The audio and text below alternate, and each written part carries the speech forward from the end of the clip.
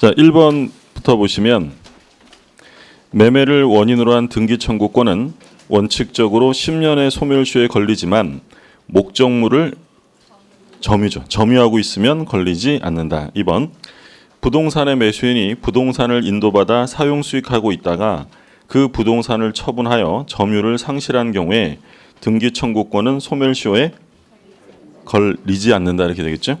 1번, 2번은 뭐 항상 연결해서 봤던 거죠. 매매를 원인으로 하면 원칙적으로 소멸시효에 걸리는데 근데 점유하면 걸리지 않고 점유하다가 처분하여 점유를 상실해도 걸리지 않는다. 그러니까 조심하실 점은 그러면 점유를 한 적이 없다면 그건 소멸시효에 걸리는 거예요.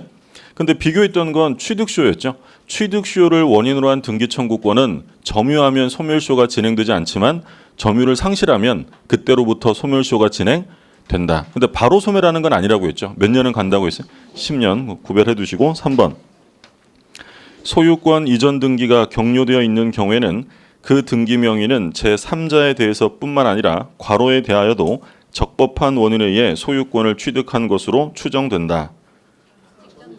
전 소유자, 직접 명인 이런 말 들어가면 되겠죠. 중요한 판례였고 그러니까 이전 등기 추정력은 제3자뿐 아니라 전 소유자 모두에게 미친다. 전 소유자에게 대해서 미칩니다. 4번 전 소유자가 사망한 후에 그의 신청에 의해 이전 등기가 이루어진 경우 추정력은 깨진다. 그러나 사망 전에 뭐가 존재하면 깨지지 않는다고 했어요?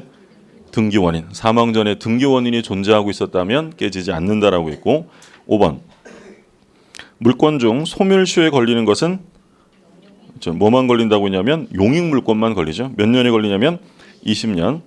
그다음 6번 동일한 물건에 대한 소유권과 다른 물권이 동일한 사람에게 귀속한 때는 다른 물권은 소멸한다. 그러나 그 물권이 과로의 권리의 목적이 된 때는 소멸하지 아니한다.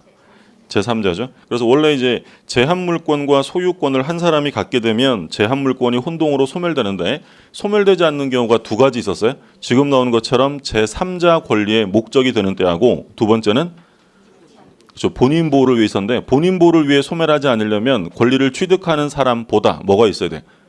열이고 후순위자가 있어야 한다고 했죠. 바로 이제 그게 나오겠죠. 보시면 7번 소유권을 취득한 자신보다 과로의 권리가 있는 경우에는 혼동으로 소멸하지 않는다.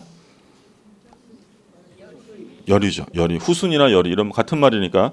그래서 6번은 제3자 권리의 목적인 때 7번은 소유권을 취득한 본인보다 후순위자가 있으면 존속한다라는 얘기고 8번 점유 보조자는 점유자가 아니므로 과로의 주체나 상대방이 될 수 없다. 뭐예요? 점유보호 청구죠. 점유보호 청구의 주체나 상대방이 될 수 없는데 근데 뭐는 인정이 된다고 했냐면 자력구제는 인정이 되죠. 8번 그래서 앞에 괄호는 점유보호 청구권, 뒤에 괄호는 자력구제 이렇게 들어가면 되겠고 9번 간접 점유에서 괄호는 중첩적으로 있을 수 있으며 반드시 유효할 필요는 없다. 점유 매개 관계죠. 점유 매개 관계가 있어야 되고 중첩적으로 있을 수 있지만 반드시 유효할 필요는 없습니다. 자 10번 자주점유인지 아니면 타주점유인지 여부는 점유자의 과로에 의하여 결정되는 것이 아니라 내심의 의사죠. 점유자의 내심의 의사로 결정되는 게 아니라 점유 취득의 원인이 된 권원의 성질이나 점유와 관계 있는 모든 사정에 의하여 어떻게 결정해야 돼? 외형적, 객관적 모든 사정을 통틀어 외형적, 객관적으로 결정이 되어야 한다. 그러니까 결론은 뭐 주관적으로 결정할 것이 아니라 객관적으로 결정을 해야 한다라는 얘기죠. 11번 타주 점유를 자주 점유로 전환시키기 위해서는 괄호를 취득하거나 괄호를 표시해야 한다. 첫 번째 괄호는 새로운 권한, 뭐 매매나 증여 교환 이게 새로운 권한이고요. 조심하실 점은 상속은 새로운 권한이 될 수 없다라고 했고, 자, 두 번째는 뭘 표시해야 한다고 했냐면 소유의 의사, 소유의 의사를 표시해야 한다. 그래서 새로운 권한을 취득하거나 소유 의사를 표시하면 되고요. 12번 과로가 제기한 소에서 과로의 패소 판결이 확정되면 점유자의 점유는 패소 판결 시부터 타주 점유로 전환된다. 그러니까 지금 패소하면 전환되는 거예요. 타주로 전환되는 건 누가 제기한 소송이었어요? 소유자죠. 앞에 괄호가 소유자가 제기한 소에서 점유자의 패소 판결. 그러니까 항상 구별했던 게 만약에 점유자가 주장했다가 패소하면 그것으로 전환되지는 않는다. 그러니까 소유자가 제기한 소라는 점 조심하시고 그리고 전환 시점이 언제라고 했어요? 패소 판결 시. 패소 판결되면 타주로 전환되고 12번 13번 선의 점유자라도 본권에 관한 소에 패소한 때는 과로부터 악의로 간주된다. 소가 제기된 때, 소제기시죠. 그래서 자주가 타주로 바뀌는 건 패소 판결시였고 선의가 악의로 바뀌는 건 소제기시. 꼭 구별하셔야 되고 그 다음에 14번 점유자는 과로로 과로, 평온 및 공연하게 점유한 것으로 추정한다. 네 가지가 추정이 되죠. 소유의사로 선의, 평온, 공연. 앞에 소유의사, 선이 들어가면 되고 항상 조심하실 점은 무과실은 추정되지 않는다라고 했죠. 자, 그 다음에 15번 점유의 권리적법 추정에 관한 제200조는 오직 과로에 한하여 적용된다. 동산이죠. 이건 점유의 추정력이니까 동산에만 적용되고요. 부동산의 경우에는 추정력이 점유가 아니라 등기에 인정이 되죠. 등기. 16번 보세요. 매매계약을 원인으로 토지 소유자로 등기한 자는 통상 과로할 때 그 토지를 인도받아 점유한 것으로 보아야 한다. 뭐가 들어갈까요? 여기 이전 등기, 이전 등기. 이전 등기. 매매계약을 원인으로 소유자로 등기한 자는 언제 점유한 것으로 보냐면 이전 등기고 조심하실 점은 만약에 어떤 사람이 소유권 보존 등기를 했다. 자, 보존 등기했다면 이 사람은 점유한 것으로 인정될 수 있느냐? 이건 안 돼요. 뭐 할 때 인정한다고요? 이전 등기, 이전 등기. 그러니까 이전 등기라는 건 뭐 매매나 증여나 교환처럼 다른 사람으로부터 넘겨받는 거잖아요.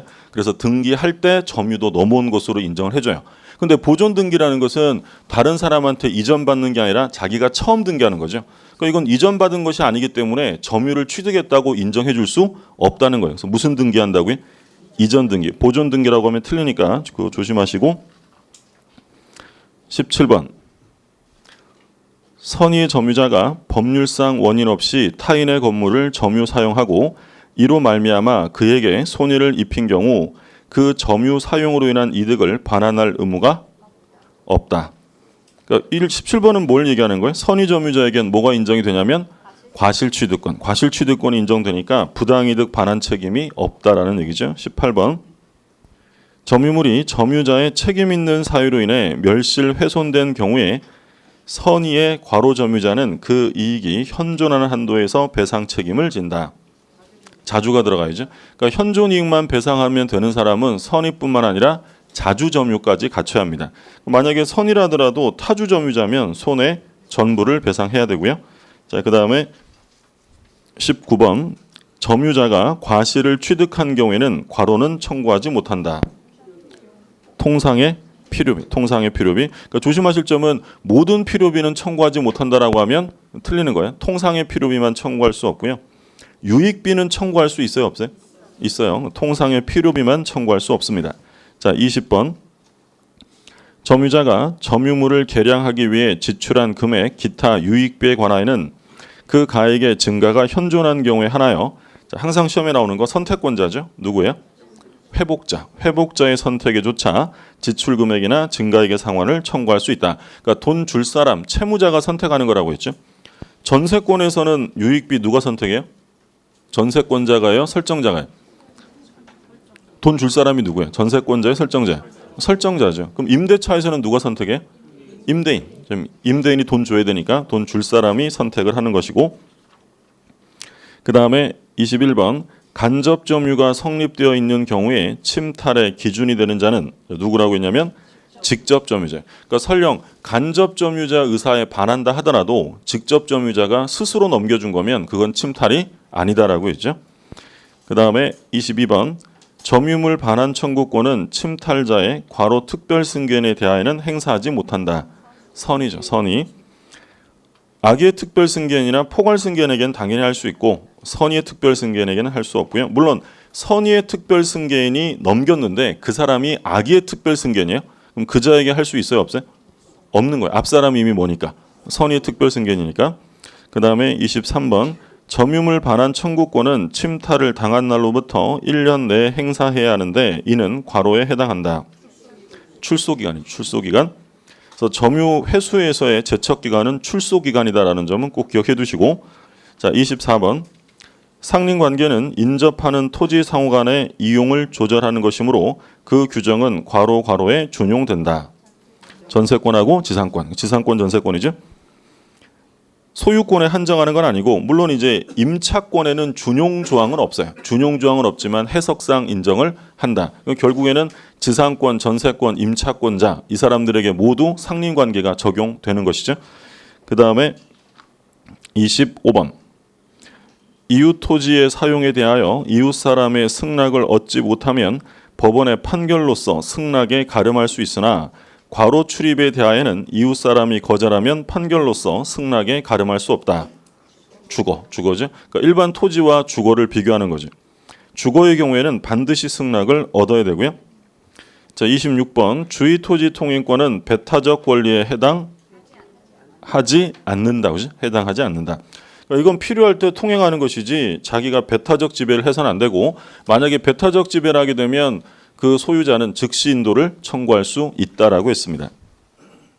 자, 27번 주의 토지 통행권은 주위의 토지를 통행 또는 통로로 하지 않으면 공로에 전혀 출입할 수 없는 경우뿐 아니라 과로를 요하는 때에도 인정될 수 있다.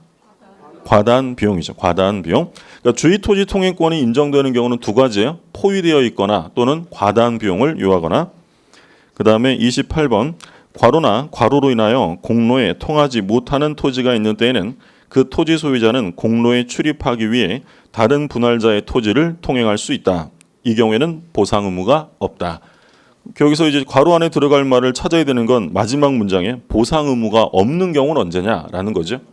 분할이나 일부 양도. 분할 앞에 괄호는 분할, 뒤에 괄호는 일부 양도가 들어가면 되겠죠. 그러니까 원래 주의 토지 통행권은 유상인데 분할이나 일부 양도로 포위가 되면 그때는 유상이 아니라 무상이에요. 근데 조심하실 점은 이 무상의 통행권은 분할이나 일부 양도에 누구한테만 인정한다고 했냐면 직접 당사자에게만 인정이 되고 특별 승계인에게는 인정되지 않는다라고 했죠. 직접 당사자 사이에만 인정이 된다. 조심하시고요. 그 다음에 29번 경계표 담의 설치 비용은 쌍방이 괄호하여 부담하며 그렇죠. 균분해서 절반씩 부담하는 거야. 절반 부담하고 측량 비용은 토지의 면적에 비례한다. 항상 측량 비용은 좀 조심하셔야 돼요. 측량 비용은 절반씩 부담하는 게 아니라 면적에 비례한다. 30번 건물을 축조하면은 특별한 관습이 없으면 경계로부터 반미터죠. 건물 지을 때는 반미터, 건반. 차면 시설은 몇 미터였어요? 2미터, 차 2였죠. 지하 시설 몇 미터였어요? 질이 2m였죠. 지하실 공사는 깊이의 반 이렇게 됐었고